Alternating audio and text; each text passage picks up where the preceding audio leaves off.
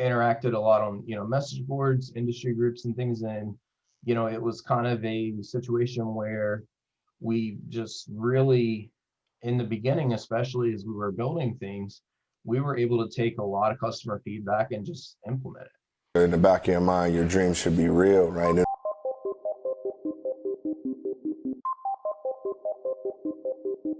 Thanks all for tuning in to Dreamcatchers, where we make things happen. Dreamcatchers was formally launched to unlock the hidden potential in successful, self-motivated individuals who desire to take their life's work to the next level but need support to evolve. We are a collective group of professionals with various backgrounds that use our talents to assist those individuals in realizing their wildest dreams by providing education, inspiration, and direction. This podcast is where we share the lessons we've learned along the way to catching our dreams and give you some context around the how and the why to each approach to put you further ahead on the journey to catching your dream. Are you ready? Hey everybody, and welcome to the Dreamcatchers podcast. I'm your host, Jerome, and I've got the great fortune of having Timothy Dick with me today. Tim, how are things? You're in Cali? Yeah, I'm in Southern California in Orange County in Irvine. Beautiful. It doesn't rain in Southern California, does it? No, I kind of wish it did sometimes though. It's a pretty rare sight, and it's always funny to me that whenever it does, you see a lot of people like at office parks and stuff just running outside just to like get in the rain and play in the rain a little bit. Uh, because especially the last few years, it's just not very common. So, if the listeners love what you have to say, what's the best way for them to get in contact with you? Sure. I'm pretty much on all social media. They can find me Timothy Dick on LinkedIn, Facebook, Twitter, anywhere there, or timothydick.com. We'll have links to everything. Or my company's website is profitlayer.com. Beautiful. So, for you guys who don't know, you kind of been under a rock. Tim's a big deal, guys. He's had some successful exits. He's built some pretty big companies. And I don't like stealing the thunder. Tim, I'd like for you to share kind of your background and what you're most excited about in your own words.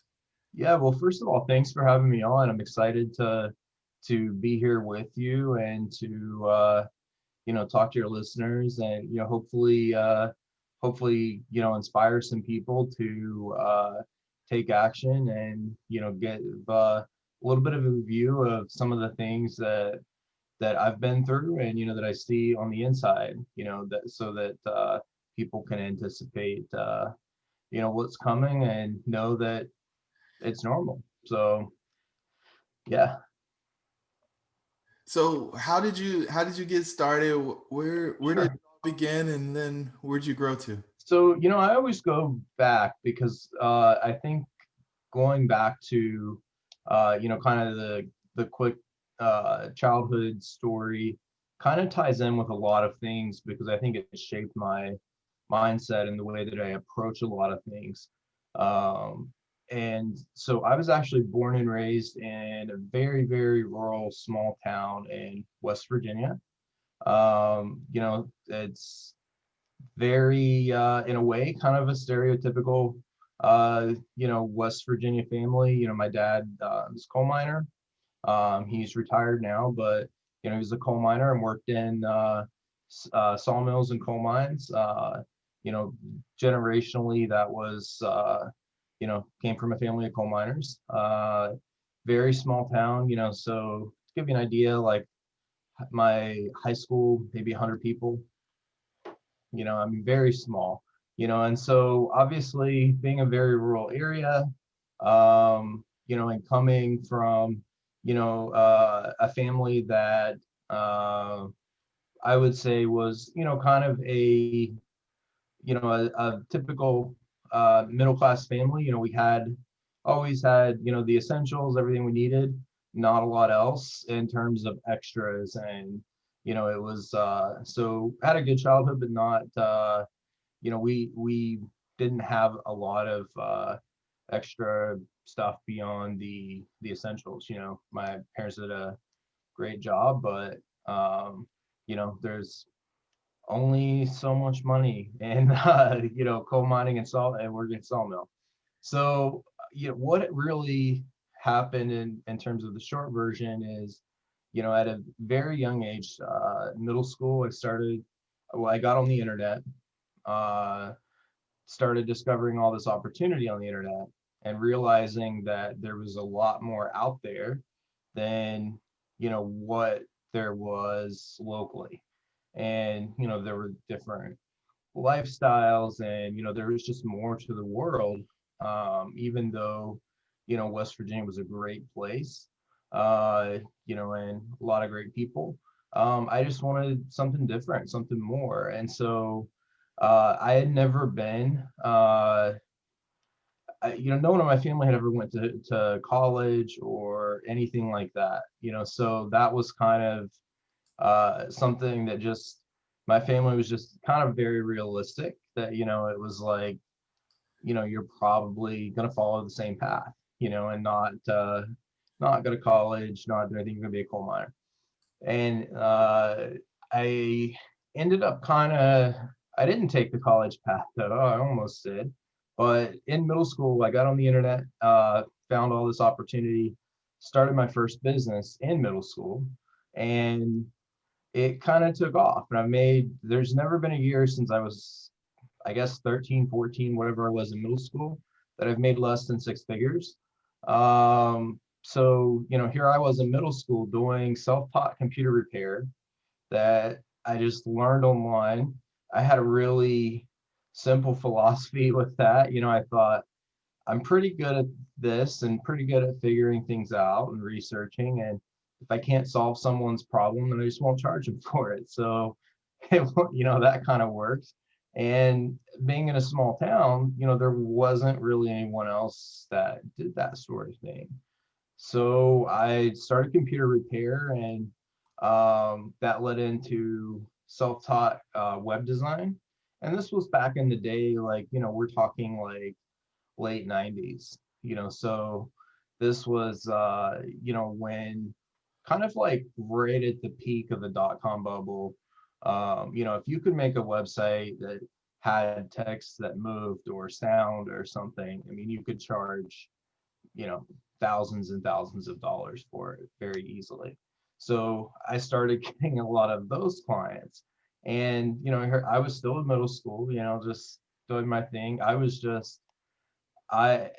basically, outside of school, business really was my focus. So looking back, in middle school and high school, I did probably miss out on some of the more traditional stuff. I didn't play any sports or anything like that beyond a 1 year short stint in the high school band, marching band, playing the trumpet.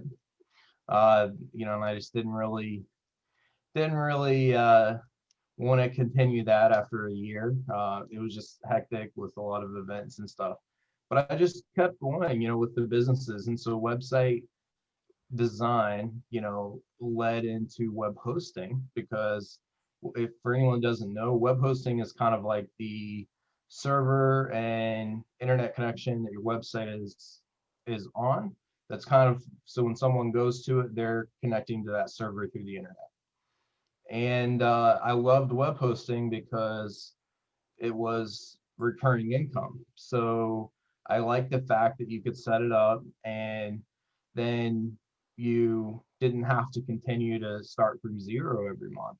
You could build it up. So I was just, I mean, I was just having fun, and I really saw it as my way out, of the traditional lifestyle in West Virginia. And again, great people, a lot of great things there, but for me, like, I just wanted something bigger, something different. And you know that's really kind of how I got started. So it was a crazy time. My parents didn't know what to think, because there's money orders showing up all the time, like, and I'm like, 13, 14, 15, and there's like all this money, coming in, and they're just like, I hope what you're doing is not illegal. And, like, why is it that you go on the computer and then there's like money just like shows up and stuff? And they didn't, because they weren't computer users, they didn't do that. So they had no idea what was going on. But finally they just got to the point where they just kind of had to accept it and go with it. That's wild. So what, like, there wasn't really like a course or anything. Like, how did you figure it out? And how did you know how to put money to it? Like most people in business, I think, struggle with monetizing the talent that they have, but you were able to put it together. You said 13 and 14? Come on, man. Mhm. Yeah, yeah, it's for me, like one of the biggest areas that I learned in really were message boards. We didn't really have a lot of the social media networks back then, but there were message boards. So like one in particular was like a web hosting message board where people, in the industry would go and talk about things. And um, there were, I really think that, in all honesty, like I think that the message boards and things that we had back then had better quality content and discussions, Uh-huh. because with social media now there's so much out there, and it's just kind of sometimes like finding information is kind of a challenge, even though it's there, because there's so much noise. And back then it was a much more intentional thing. And like for me, I saw other people having success doing things, and I thought, if I can do something like that and just do something about it a little bit better, then I can make it work. And at the same time, I think that in a way, like being a teenager, I mean, first of all, most of the people that I was doing business with had no idea that I was a teenager at the time, but they were happy with the work they got, and the web hosting they got, so they didn't really care. But I think that there was a benefit to it, for me, because I didn't really, if I failed in it, I was not, I mean, I lived with my parents. I mean, so I was a teenager. I didn't have any bills, except stuff that was related really, to my business ventures. Wait, so how'd you get like the computer? Because to host it, like you got to have the computer. It's got to be a big one so that everything can come into it. Like, how'd you have the right? So like for the web hosting. Yeah. So I actually started out with a reseller account. There were some web hosting companies back then, and they offered reseller programs where you could basically buy like a partition of space on their server, that were in data centers. So the servers, definitely weren't in my house or anything. I started out as a reseller, and then once I got a decent number of clients on it, I leased my own dedicated server in a data center, and just kind of went from there. Wow. So you're a marketer at heart then. Because I mean, I'm definitely a marketer at heart. I'm a marketer, and I really love looking at the creative ways to market. And so many people will sometimes will run into an issue, and they're kind of like, I don't know how to get business, or they're doing something that they need to get the word about out, and they don't know how. And I'm always trying to find creative ways to do things, because usually those are the little pockets where there's not much competition, and so it's kind of like even now today, like um there are so many people that it's like, well, I just need to run Facebook ads for my service. And I have an agency that manages marketing on many different platforms, but we actually don't focus on Facebook a lot, even though a lot of people come in and they want Facebook ads. And, it's just like, that's one way to market. There are many other ways. There are other ad networks, obviously Google, YouTube, native ad networks, programmatic, all of the cool technology that I love to play with. But there's also, for some people, they overcomplicate it. And it could be that if you have like a skill or, talent or something that other people find valuable, you could kick off your business just by speaking at like the local chamber of commerce or any kind of group, really, and just kind of offer value, educate people a little bit, give them your tips and tricks. It could be, you know you, you may love to declutter and organize, so start talking about that. Start posting about it. Don't worry about, quote unquote, creating content. Just talk about it and post about it, and share it wherever you are, whether that's in groups, on your social media, anywhere. And you're creating content, you just don't realize it. And you also don't get caught up in the, I'm creating content, so I'm going to make it 10 times harder because I'm overthinking it. Beautiful. Yeah. I mean, simplicity wins. So how do you go from running your own like reselling, then you got your leasing place where you got people sign up for your server, checks are coming in, your parents want to know if you're into something dark, but you're just smiling and saying, oh, it's just computer, don't worry about it. But then you like go to HostGator or something like that. Yeah, so what happened is, I finished high school, and as soon as I finished high school, I moved. The day of graduation, I actually moved to my first apartment, which was, it's still in West Virginia. It was just in another part of the state that was a little bit more of a city. Still very small, but I moved there, and I was super excited because whenever I was doing all of this at home, where my parents lived was such a rural area that they didn't have broadband available there at the time. So I had dial-up. You couldn't get cable or DSL. It just wasn't available. And so whenever I got my first apartment, I could get cable and DSL, because there was broadband there. So that was a big jump. But I moved to my own apartment and just kind of continued on.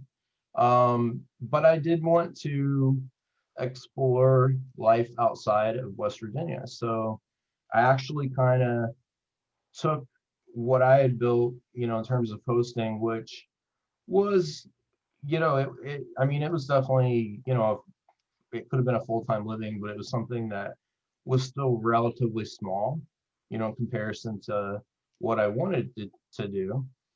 So I actually moved to upstate New York and kind of folded my hosting clients into a larger hosting company that's been established a little bit longer. And I was 18 or 19 at the time, and I took a job as VP of business development, and that later turned into VP of operations. That was not HostGator, but it just kind of like gave me more exposure in the industry, and so because it was a larger company, and it didn't really, that was one of the things that didn't really work out too well there. It was something that the owner of that company and I just didn't see eye to eye on a lot of things, and we went through probably a year or two of where I was being paid a high enough salary that I would tolerate it, and uh he knew what I was able to do, and I was able to do enough for him that he kind of tolerated me. We just had different views on things.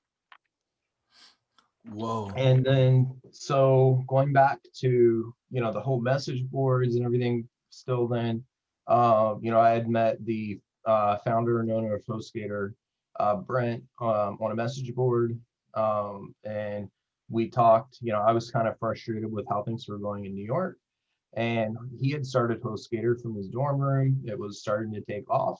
He said, hey, do you want to move down from upstate New York to Florida and help me with HostGator?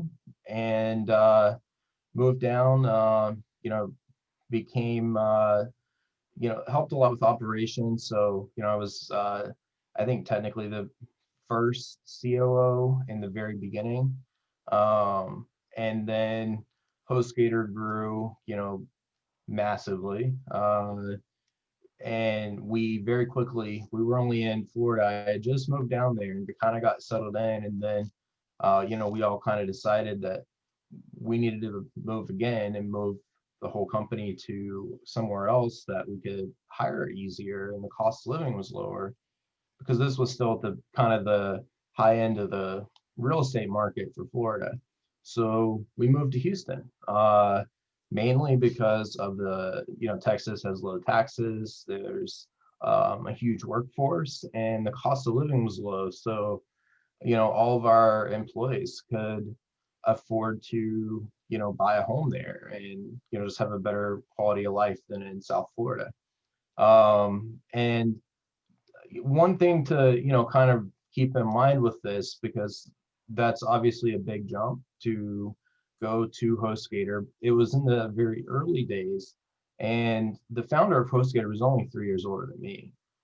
So, it was not like me going into like a company that, had like all the structure and board and stuff. Like I actually put in a lot of the, a lot of the structure as we started growing, because the founder and owner was just like focused on the service and really, making sure that the service levels were super high. And, you know, I did a lot of the behind the scenes stuff, like, filing, dealing with all the like entity stuff and hiring the first CFO and the first, HR department and all of that. And it was a lot of fun. And at the same time, he invested in a company because he knew I was very entrepreneurial.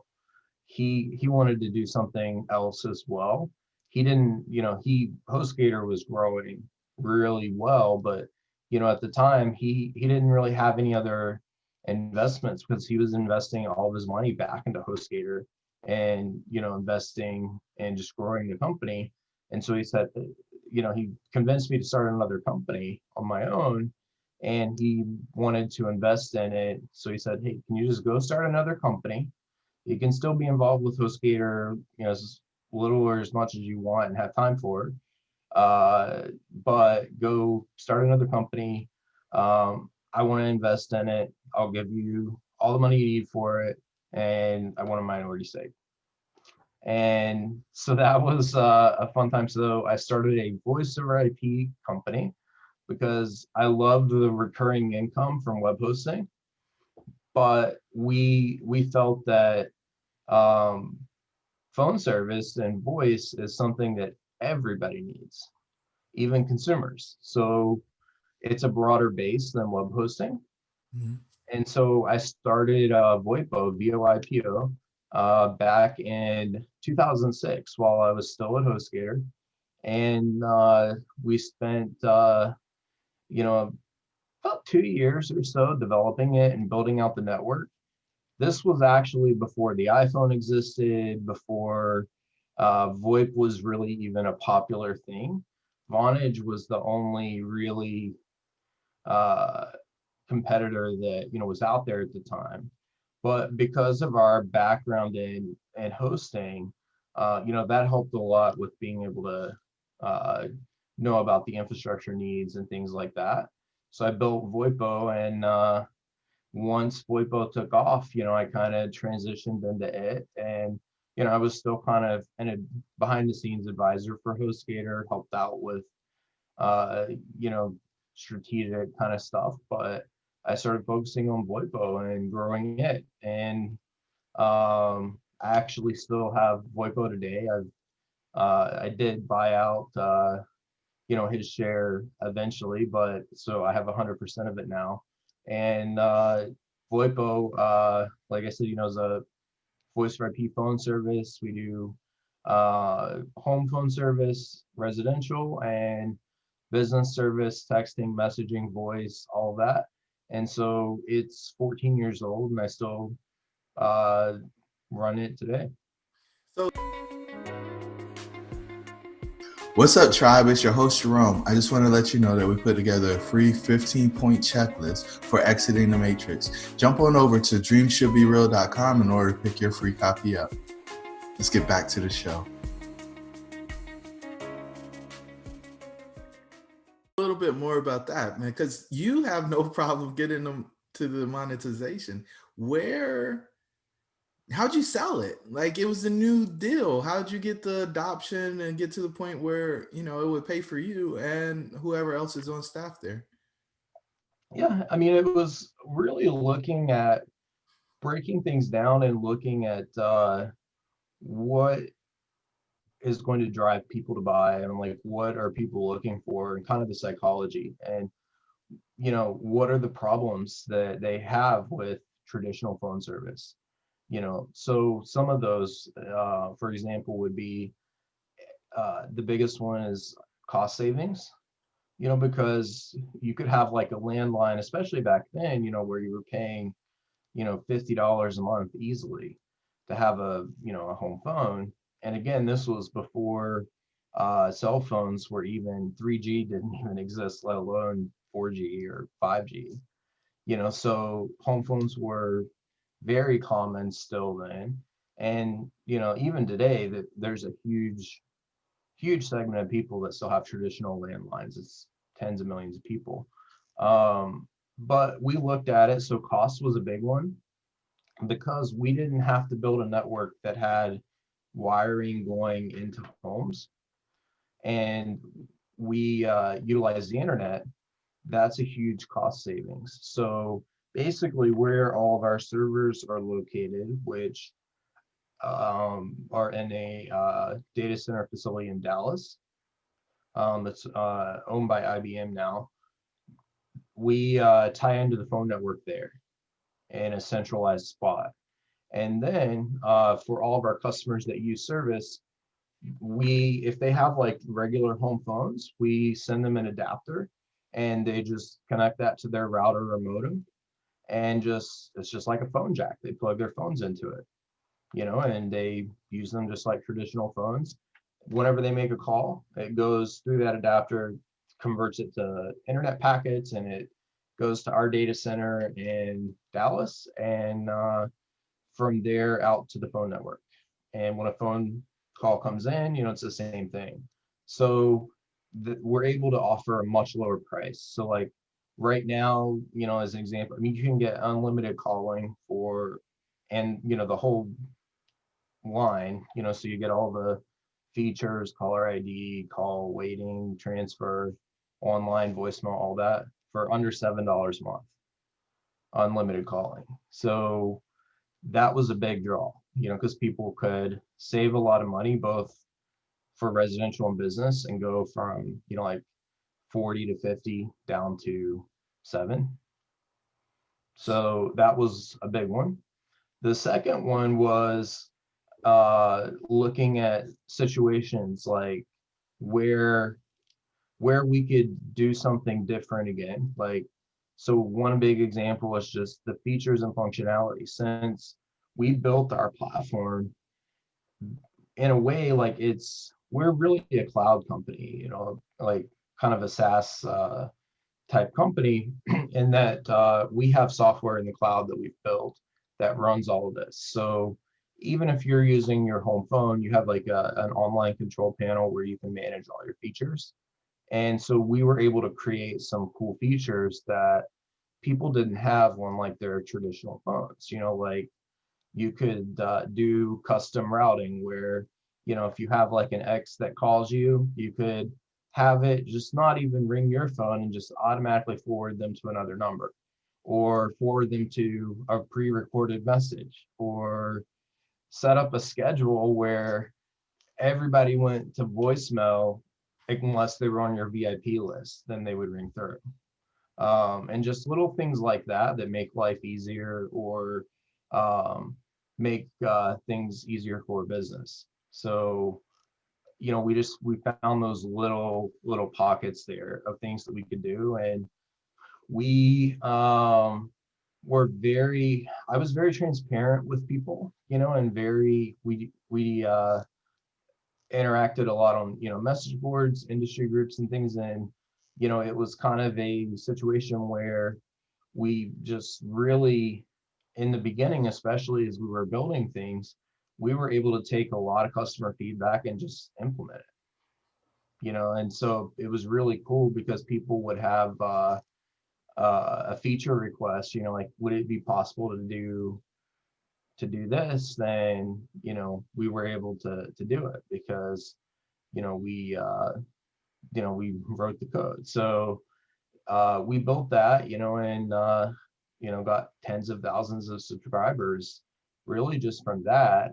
And then another big one is international calling, you know, for people that make international calls, you know, have family overseas or whatever the case is.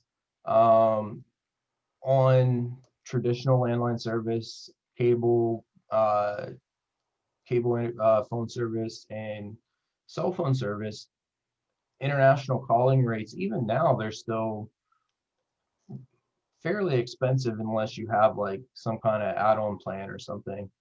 We actually, again, since we're able to utilize the internet and connect to the other phone networks through the internet, we could offer extremely low calling rates for international calls.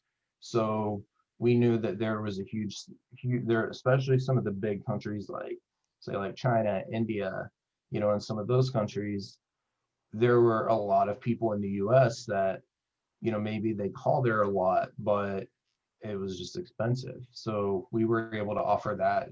In most of those places, we got down to a penny or under per minute, and some of them even included in the plan. So that was another big area. So it's just finding those little areas that you can you know, basically that you can improve or add more value or save money. Um, and that's, you know, that's kind of what we did. And we just kind of took we took a slow and steady approach. I mean, you know, it's something that we definitely have had the opportunity to, you know, get.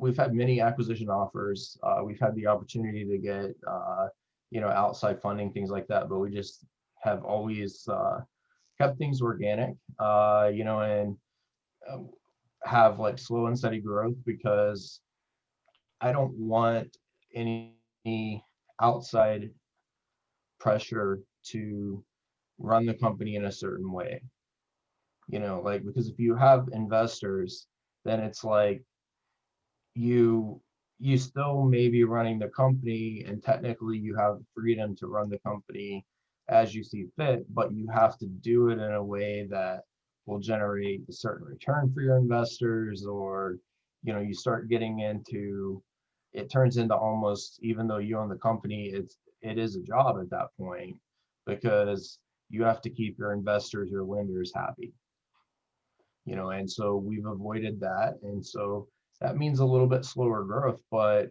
you know, it works. And I think customers really appreciate that and appreciate that we're able to be super nimble and super flexible, um, you know, with the way that we approach things. Got you. So it sounds like a lot of stuff has worked along the way. Were there any challenges that you had to overcome on your journey? Oh, all the time. Yeah. You know, I always say that, you know, in business, there's a lot of highs and a lot of lows, you know. And one of the biggest things that's really helped me over the years is just really truly accepting that and knowing that, even, you know, like, even when bad things happen or things are not going the way that they were planned, and we've had many of those over the years, there's always something you can learn from, and things will generally turn out for the better. You know, everything's temporary. So, you know, you're going through something, you'll get over it. And honestly, the biggest thing really for me that just kind of was when things clicked so that I stopped worrying all the time and being stressed out all the time about, you know, what if something happens? When is something going to happen? You know, all these crazy scenarios that go through our heads, was whenever I figured out that even if something very, very bad happened and I lost everything, you know, I lost my businesses, I lost my savings, I lost investments and had to start completely over. I knew I felt that I was confident that I could and I can rebuild something, you know, and it might, you know, it's not going to be an instant thing, but it's something that, you know, I knew I could rebuild. So like as an example for us, you know, we with VOIPo, we went through some situations over the years. We've had patent lawsuits from what are called patent trolls. And that's essentially like where someone, and usually an investor group, will buy like an old obscure idle patent that is like about to expire, and then they just literally file uh like 500 lawsuits in a day, you know, suing different companies for it, because the way the system works, it's up to you to prove that you're not violating that patent, and they're so vague. But even though they're vague, a patent may be 80 pages long. And so we had one for displaying audio in a visual way for voicemail, because we offered voicemail online, you know, and so stuff like that. But, you know, I was able to work through all those situations and, you know, deal with it. Another one, you know, uh, we had a key employee that had some issues come up and had to leave the company, and caused a lot of, at one period, caused a lot of outages and ups and downs, because, you know, he was kind of in a way sabotaging and attacking the company. And from a technical side, we've had hacker groups target the company, you know, and so I take things very personally. And so for me, some of the hardest times are when we have an outage or something that impacts our customers, because, you know, I can't always fix that immediately. You know, it's something that sometimes, like, you know, it takes a little bit of time, and I just try to be as transparent as I can about it. Most customers understand, but, you know, they're, especially, it seems like over the last few years, there are a lot of angry people, you know, and some people, especially with phone companies, you know, because people just have this thing about phone companies where, you know, they are so used to really bad service and customer service, and that they're going to get transferred around 10 times and, you know, all that. So whenever they call, if they have a reason to call or email, they are pretty much already in the mood to argue. And, you know, sometimes it's funny because we'll have someone that comes in and we just like take care of like whatever they're asking. Like maybe it's like waiving a late fee or something. And we're like, it's taken care of. And then they're just like still waiting to start arguing about it. And, you know, and it's just like, what else can we help you with? You know? So yeah, the challenges have come up. But I think that one of the things that is also really important is to just know and understand that everybody in business has challenges. Everybody in business has issues that come up, failures sometime. Uh, Even the best run companies in the world have issues. You just don't see them. And a lot of times people don't talk about it. And I think that one of the things with that is like, people would really be amazed that if you're in a, you know, a situation, you would be amazed at like, if you are open and honest with your vendors, your suppliers, your customers, or anyone involved, you'd be amazed that most of the time they're willing to go above and beyond to help you figure out a solution, and a lot of people don't think that. And, and especially with COVID, I know so many people, and, we've all been impacted in some ways, by it. And, for the most part, I found that like vendors are willing to, extend payment terms or offer like, so a month of free rent if you have a commercial space, just different things like that,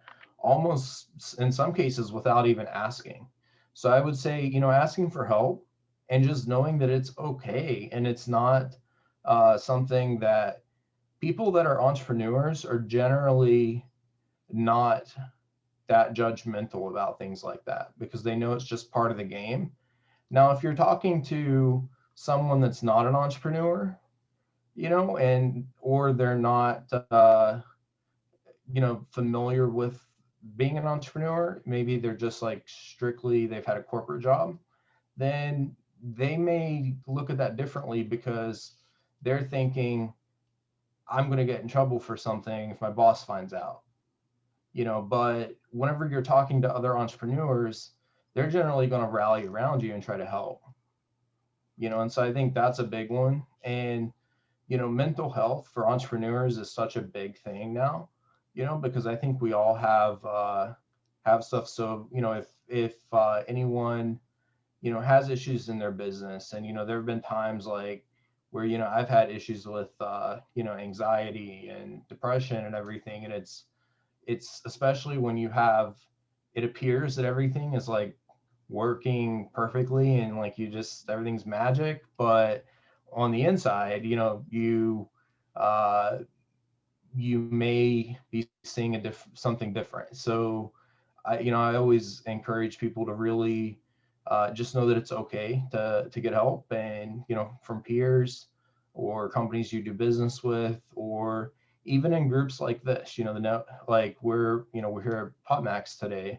There are a lot of great people here, and most people are very open to trying to empower others and, help out in any way that they can. Yeah, I appreciate you saying that. I think that honesty and transparency is super important in order to both protect your brand and get to the best solution possible for everybody. So we're coming down to the close of the show. I've got 3 questions for you. Sure. And I think these will give the listeners a pretty deep insight into who you really are and what you're about. And so the first one is, what are you most grateful for? Wow, that's that's kind of a deep question, but I think for me, the first thing that comes to mind is just um, the the opportunities that I've had and that I've been able to uh, capitalize on over the years. I think that's huge. And you've certainly done that in ways that I haven't seen many people do before. The next is, what dream are you most focused on catching next? So I've been doing more and more consulting, and I do some small scale angel investing lately, and I think that one of the most fulfilling things lately is really just uh, inspiring other entrepreneurs, helping them solve problems, and lifting others up, and uh, letting them uh, letting them know that building a business is something that's achievable for pretty much anyone. I mean, it's something that so many people think they can't do it, but you can. And then, what gift are you giving the world, Tim? Wow. What gift am I giving the world? I It's hard to narrow that. I mean, I think that for me, like, I just really try to always, in every situation that I'm in, to always show up in a positive way, make things a win-win for everybody, and just really be empathetic in everything that I do. Um, and just try to generally be a good guy, I guess. Yeah. So the gift of empathy, which I think is amazing. Yeah. I think we need more of that in the world. I think there's Oh, for sure. Yeah. Because if you can understand and, see things from the other person's point of view, uh, that changes the dynamics of almost any situation. beautiful. Coming from a place of common ground. And so, Tim, the final question is, what's the one thing you want listeners to take away from this episode of the Dreamcatchers podcast? I would say for anyone that maybe is looking to start a business, looking to make a transition, whether they're in corporate or they just have, kind of a dream or goal, um, just go for it, and limit. I'm not saying like jump all in immediately, but I'm just saying take steps to get there, break it down into manageable steps, and just go for it, because failure is unlikely, but if it happens, it's not the end of the world. You just change something, learn from it, and take your changes and try again. It's so I would say just, anyone can have a business that fulfills them. It's just a matter of taking the leap, doing it, and just making changes, and learning from any mistakes that come up, and just continuing to do that over and over until you succeed. Awesome, Tim. Thank you for being so generous with your time. We'll talk soon. Absolutely. Yeah. Thanks for having me on. I appreciate it. Thank you for joining the tribe today. We would love to hear from you. Please don't forget to rate, like, and share. Perhaps someone you know could benefit from what we've discussed. Until the next time, remember that your dreams should be real.